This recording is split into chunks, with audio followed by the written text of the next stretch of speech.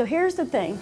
We have to teach people that they are going through a learning curve.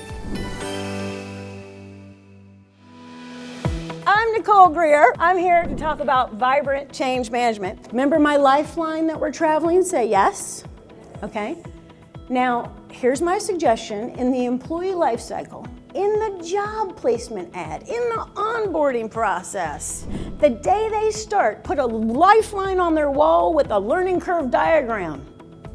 And you say to people, around here, change happens every day because we want to be relevant in the market, we want to make a lot of money, and we want you to have a beautiful career. And those who embrace the learning curves, buddy, they do fantastic around here.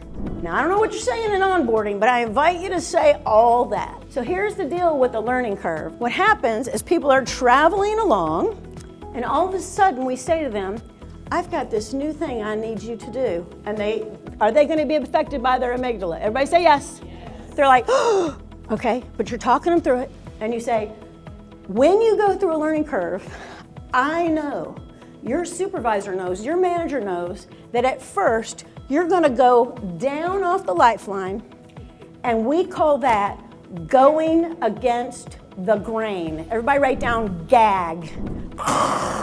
Gag. Okay? So when people start to rip their dendrites apart and learn something new, they gag. And so they go against the grain.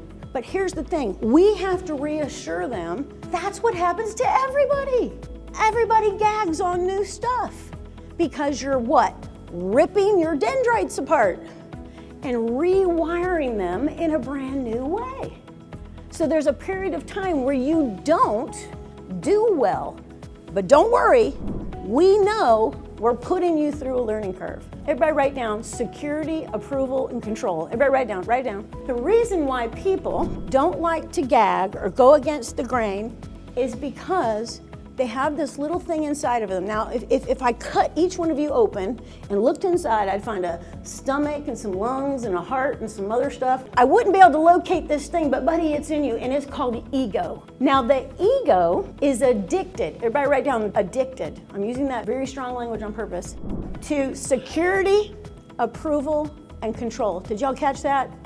And when people are asked to gag, this ego plus their amygdala is like freaking out. And they're like, well, what if I do a bad job? Will I lose my job? I'll be totally out of control if I do something I don't know how to do. So there's two things working against us as the learning people. We got these hot ego mess people sitting in front of us, and everybody's got one. And our amygdala is in the way. Gotta get to what? Prefrontal cortex. Here's the deal. Eventually, people learn stuff. You know how you'll be doing something for a while and all of a sudden you're like, hey, I did it. That's how it works. Eventually what happens? The dendrites are in a new formation. And when you go to do it, it just goes, it's beautiful. So that's when you go up above, watch this, ta-da, go out to the right, go far. No, back up.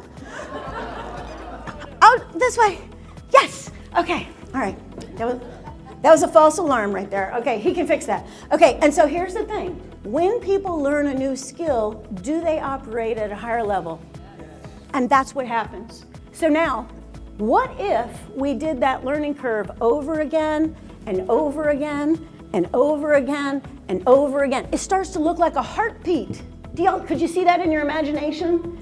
That's what we need. We need a company that's like, ba-boom, ba-boom, ba-boom, learning, right? It's one thing. Because I'm gonna tell you something right now.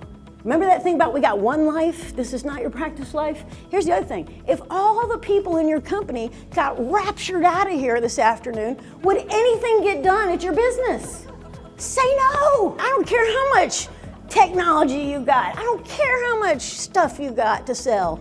Nobody's gonna be doing nothing. Humans are still essential to the process. And we gotta get their hearts going in loving change. How did he fix that? That's miraculous. I didn't see that. You have to take people through learning curves. So let me tell you what I already told you. When you sit people down and you become their leader, you say, listen, if you work with me, I'm gonna develop you. That's how I roll. I'm a people developer. I'm going to take you through learning curve after learning curve after learning curve. I want you to get my job so I can go have his job. So get ready to learn. Here's the thing, second thing on here in your strategy, systems, and SMART, we have a second strategy. Now, I bet you in here we've heard of the growth mindset before. And I will tell you, it's been around a long time. Carol Dweck's been preaching and praying and hoping and wishing that all of us would practice the growth mindset. But here's what I want you all to do. I want you to talk about it in your onboarding, in your job description, in your daily training sessions. In order to work here, you gotta have a growth mindset. So quickly, I don't know if you understand the key strategy in the growth mindset. Here's the key strategy. Carol Dweck used to put children in 2 rooms. She was a researcher. And so she put, these children in a room, and she'd put those children in a room, and she'd be like, they have same IQ, same test scores, same IQ, same test scores, boys, girls, same number, boys, girls, same number, same whatever. And so she makes it all even Steven as physically possible underneath the research stuff. And she goes into this room over here, and she looks at these students, and she says, good afternoon, students. You are my A+ honor roll students. I'd like you to do these puzzles and these problems. Would you all like to do these puzzles and problems? And you know what the A+ students do? They go, okay, we'll do them. She says, very good, I'll see y'all in a minute. Then she goes over to this side of the room, and she's got all these students. And she says to these students, she says, students, you all, as I understand it, are great problem solvers. Very, very hardworking. They tell me that you guys stop at nothing to figure out the answer. Would you all like to do these puzzles? You know what they do? Yes, we would like to do these puzzles. We sure would. And so she says, okay. Well, she goes back over here. She goes to check on these students over here. When she checks on these students over here, did they get the puzzles and problems done? Say yes. And she says, now, don't miss this. Stay with me. She says to them, would you like to do more puzzles and problems? They tell me you're honor roll A+. And they say, why? Why? Let's go back to the 3 things. What are they? Security, approval. They don't want to lose control. They want to be A+. Good job in the back. That was excellent back there. Would you all, my hardworking, diligent, get things done, problem-solving children, would you like to do some more puzzles? And they go, yes! Now, what's the difference in the 2 stories? Very simple. It's what she said, right? It's the expectation. Okay, she's my favorite. I'm so glad you're here. Thank you. Here's the thing. It's the expectation. Stop telling your employees they're excellent. What did she just say? Yes. Stop telling them they're excellent, that we're number 1, and tell them they are what? Hardworking, diligent problem solvers. It's the perspective that they see themselves in. The one triggers their ego and the other does not. She said the word expectations. I give this quote out almost every time I go anywhere. You have to set expectations with people. Here's the quote.